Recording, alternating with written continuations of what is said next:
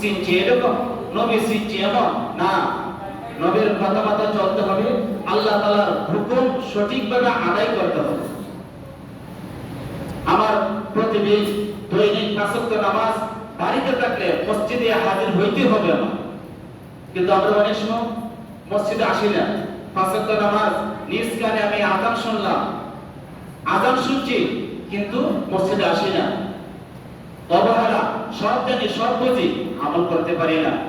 অনেক সময় এমন হয় রাস্তাঘাটে দেখা যায় কোন হুজুর যদি কোন দোকানপাটে বসে থাকে আযানের সময় বা রাস্তায় একটু আযানের সময় দাঁড়ায় থাকে বা যে কোনো কাজে তার ব্যস্ত থাকে, অথচ হুজুরের কাছে একটা ঘড়ি আছে, জানেন টাইম কত বাজাইতে হবে, অথবা একজন মুয়াজ্জিনকে ঠিক করে রাখছি, সে আযান দিবে, সে হিসাব করে দাঁড়াইছে। অনেক সময় পাবলিকে বলে হুজুর মসজিদে যাইতেন না, আযান দিতেছে তো। হ্যাঁ, আমরা সতর্ক করেন হুজুর আযান হইতেছে, আপনি দিয়ে নাও, আপনি দেখতেন না। তো বুঝা থাকে হুজুরের সাথে নামাজ পড়বো, হুজুরের সাথে আযান দিব।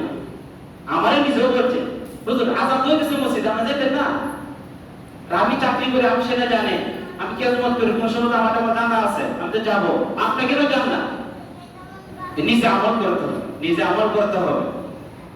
রাত্রে যখন কি করে ফজরের আযান দেয়, ঘর থেকে শুনে ভুল হইলেও সকালে বলে হুজুর আজকে আযানটা কেন দিছিল, ভুল হইছে কিন্তু নামাজ আসে নাই।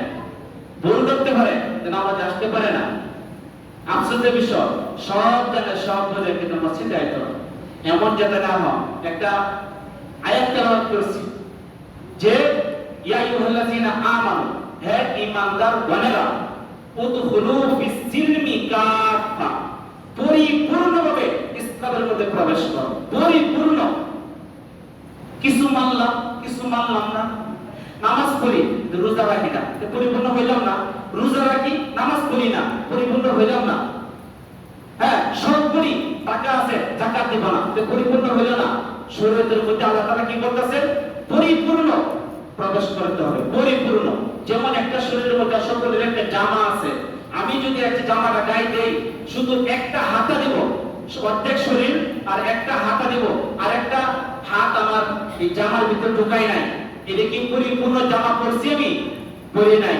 দুটোটা হাত আমার জামার ভিতরে ঢুকাইতে হবে, শরীরে আমার আপন করতে হবে, ডাকতে হবে, তাহলে তো পরিপূর্ণ একটা জামা পরছে। ইসলামের মন পরিপূর্ণ আমার মানতে হবে। কিছু পড়লাম, কিছু পড়লাম না, এমন যাতে না।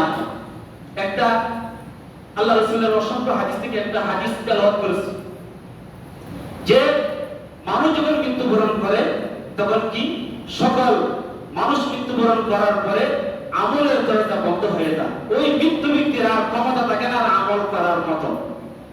তখন ওই ব্যক্তি আমাদের দিকে তাকায় থাকে, ছেলের সন্তান দিকে তাকায় থাকে, ছেলের সন্তান যদি আমার জন্য দোয়া করে এই কবরের মধ্যে ঢুকবে। তারা আমাদের দিকে তাকায় থাকে, কিন্তু কি করতে হবে? তাকায় যদি থাকে, তারা তো মনে হয় কোনো আমল করার সুযোগ নাই। আমরা যদি দোয়া করি অথবা নিচে যদি দুনিয়াতে কিছু করে যেতে পারে, আল্লাহ তাআলার কাছে অবশ্যই সে পাবেন। আর যদি ত্রুটি কিছু থাকে, আমরা যদি তাদের জন্য দোয়া করি, ছেলের সন্তান যদি দোয়া করে, স্ত্রী যদি দোয়া করে, এই দোয়া তার কবরের মধ্যে ঢুকবে। কিন্তু ওই ব্যক্তির কোনো পাওয়ার থাকে না আমল করার মতো। কিন্তু এটা কথা হচ্ছে যে মানুষ মৃত্যুবরণ করার পরে সে ব্যক্তি আমল আর করতে পারে না, আমলের দরজা বন্ধ হয়ে যায়।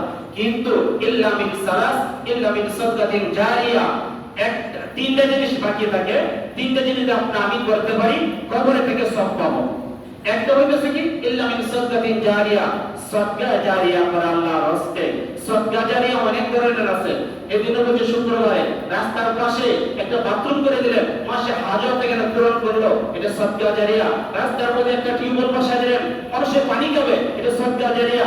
রোডের পাশে একটা পুকুর করলেন, মানুষে গোসল করবে, এটা সদকা জারিয়া। রাস্তার পাশে একটা গাছ লাগাইছেন, গাছের মধ্যে ফল হইতেছে, পশু পাখি খাইতেছে, মানুষ খাইতেছে, এটা সদকা জারিয়া। রুদ্র উঠছে, রুদ্র যখন উঠছে গাছের নিচে বসে থাকলে বিশ্রাম করবে, এটা সদকা জারিয়া। সদকা জারিয়া অনেক ধরনের আছে। আপনার মসজিদ করছেন, মাদ্রাসা করছেন, টাকা পয়সা দান করছেন, ওইটা সদকা জারিয়া। ইল্লা মিন সাদকাতিন জারিয়া আও ইলমিন ইনতাফাউ বি আও ওয়ালাদিন সালিহিন ইয়াদউ লা। দুই নাম্বার হইতেছে যে আপনি ইলম শিখছেন আর একজনকে শিখায়া গেছেন। আপনি শিখছেন, একজনকে আবার শিখাইছেন, শিখানোর পরে ওই ব্যক্তি যত আমল করবে, তার ছাত্র যত আমল করবে, ওই আমলের থেকে কিছু অংশ যে পরিপূর্ণ সে কি তার কবর থেকে সে পাইতে থাকবে। আর একটা কি এই দুইটা গেল। তিন নম্বর হলো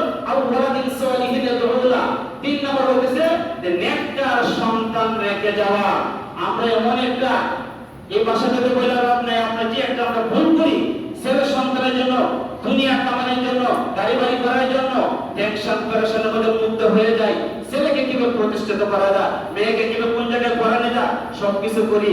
আমি যখন কবরে চলে যাব কি অবস্থা হবে, ছেলে কি করতে পারে, মেয়ে কি করতে পারে।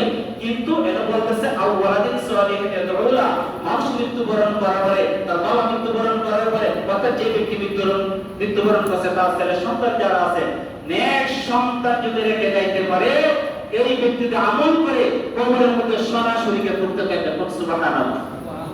নেক সন্তান রেখে যেতে হবে তো, কিন্তু আমরা কি করি, নেক সন্তান ইল্লা মাশাআল্লাহ তো একজন পাওয়া যায়, সবাই করতে পারে না। ছেলেটা হইলে এদিক সেদিক শিক্ষা দিব, হ্যাঁ অনেক ধরনের শিক্ষা দিয়ে এদিকে চলে যা, টাকা পয়সা কামা, টাকা পয়সা কামানো কোনো নিষেধ না, ফরজ করতে হবে। কিন্তু আমার ছেলেটা, আমার মেয়েটা ইসলামের উপরে আছে কিনা আমার দায়িত্ব। আমার ছেলেটা মেয়েটার আমার কোরআন শিক্ষা দিতে হবে, হাদিস শিক্ষা দিতে হবে, যতটুকু প্রয়োজন এলম শিক্ষার জন্য ততটুকু আমার ছেলে মেয়েকে শিক্ষা অবশ্যই দিতে হবে। তাহলে ওই ব্যক্তি যদি ছেলের শিক্ষা দেয়া যায়, অবশ্যই উনি কবরের পাশে বলবে রব্বিরহামহুমা কামা রাব্বায়ানা সগীরা, রব্বিরহামহুমা কামা রাব্বায়ানি সগীরা। আল্লাহ আমার আব্বারে কি করো, মা বাপকে আমাকে যেভাবে লালন পালন করেছে, আল্লাহ তুমি আমার মা বাপকে লালন পালন করো। অনেক ধরনের দোয়া আছে, আরো দোয়া আছে, অনেক ধরনের কোরআন তেলাওয়াত করে, সূরা ইয়াসিন পড়ে, সূরা ওয়াকিয়া পড়ে, সূরা রহমান পড়বে, সূরা মুলক পড়বে, কবরের পাশে দাঁড়ায়া। কিন্তু এরকম যোগ্যতা আমার ছেলে মেয়েদেরকে দেয়া যাইতে হবে। মেয়েরা তো কবরে যেতে পারবে না, ছেলেদেরকে দেয়া যাইতে হবে। মেয়েরা ঘর থেকে পড়বে, কবরের মধ্যে সরাসরি ঢুকবে।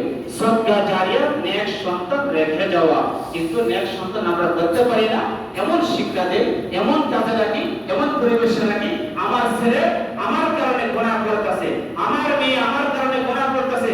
যদি গুনাহ করে থাকে, একটু আগে বললাম সদকা জারিয়া এবং যেভাবে কবরের মধ্যে ঢুকে ভালো কাজ করলে ঠিক সেই রকম গুনার কাজ যদি করে আমার ছেলে মেয়ে যদি করে, গুনার কাজ করলেও কবরের মধ্যে ঢুকবো, আযাব হইব। ভালো কাজ করলে ভালোটা ঢুকবে, খারাপ করলে খারাপটা ঢুকবে। আল্লাহ তাআলা সকলকে আমল করার তৌফিক দান করুন, সকল বলেন আমিন। আর হুজুর আছে কেন, হুজুরের কিছু কথা বলবেন, কিছু কথা বলতে হলে কোরআন তেলাওয়াত করে কিছু বিলাপ করে আমরা দোয়া করে দেব। এদিকে আসুন।